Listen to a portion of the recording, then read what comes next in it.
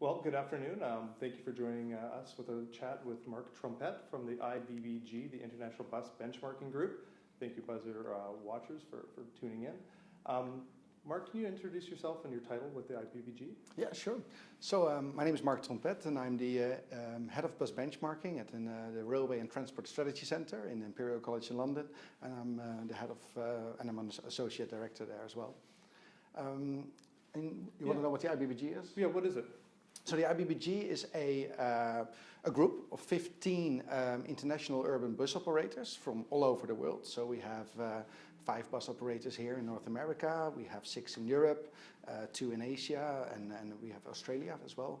And all these organizations, they're not in direct competition with each other. So they decided that they want to compare data, compare information, compare practices, and find out who does what best, and then learn from each other, and kind of really helping each other out. Why benchmark? Because it shows you where you kind of, if you're on your own, you don't have that mirror, you don't know if you're performing well or worse against your peers. So you need a bit of information in a framework, and suddenly you realize, oh, hang on, that's an area where, yeah, that's we're not doing too great there, or that's an area where actually we're doing really good.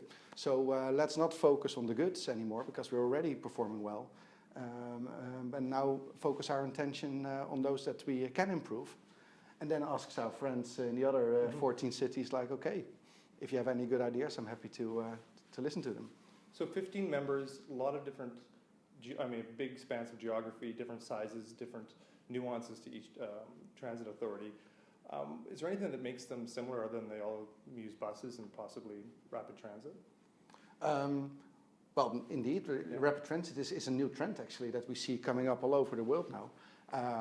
But it's a business where people transport passengers. You know, they're all in the business of getting people from A to B safely, in a most efficient way, reliable, efficient, and that's common, of course. Yeah. And so they all have challenges of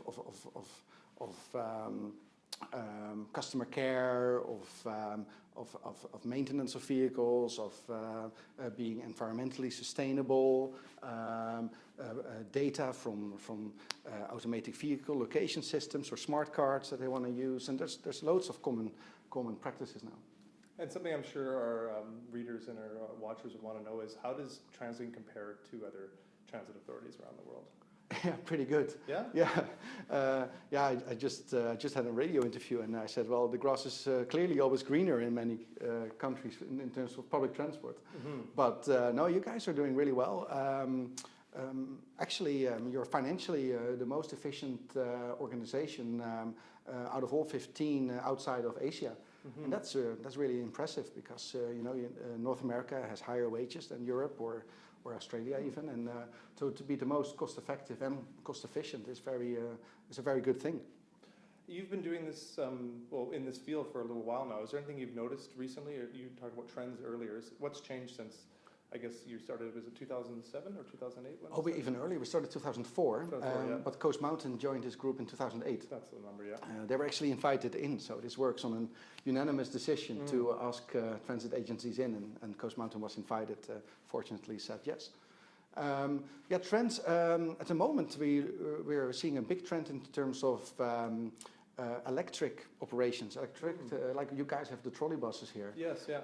The only ones in Canada left. Yeah, exactly. And in the International Bus Benchmarking Group, we have Seattle King County who also operates trolley buses. But apart from that, that's kind of unique. And we're seeing more and more agencies now trying to test electric buses, even looking into being completely zero emission by 2025. That kind of, and that's all around the board. We see that as a trend. Customer care is another area. There has been a lot of cost cutting everywhere, really trying to make the system efficient, like you guys did here in Vancouver. But now it's time to bring it back to customer care and provide the training to drivers and make sure that the information is right. So that's the next step in a big trend we see. How about challenges? You mentioned cost cutting. Are there any other challenges that you see for transit agencies on a whole? Crowding. Peak time buses where people stand up for long times, and that's never pleasant, depending who you stand next to. but that's seriously an issue. And at this last meeting, we had an annual meeting here in Vancouver in the last week. The members decided together that that's one of the studies they want to do next year. How do you measure this? How do you tackle the issue of crowding? And measure crowding, interesting.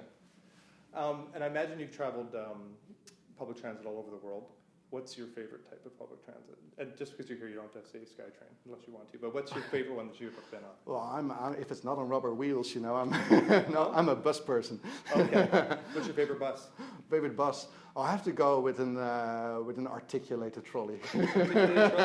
So like the ones we have here, because you mentioned exactly like the ones. Oh, very good. You also mentioned four-door boarding. In some places have four-door boarding. Yeah, so that is very cost efficient because you have quicker dwell times. People can get out and in quicker, which means your stop time is less, which means you have shorter run times, more predictability of your run times, which means you can get more out of your assets. You just need 1 or 2 buses less on every route every day if you have that quicker in and out. That one door extra is useful. Great. And anything you want to leave our viewers with before we finish this short interview? I just want to say that, as I said, the grass is always greener, and I always tell people in their city that it's not as bad as they think, and it's exactly the same here. You know, you've got a beautiful transit system, and you've got people taking care of it and really trying to improve it, and that's why they're part of this group, to proactively find out how other organizations are making things better and apply those policies here. And good job. Okay, thank you so much. You're welcome. Thank you.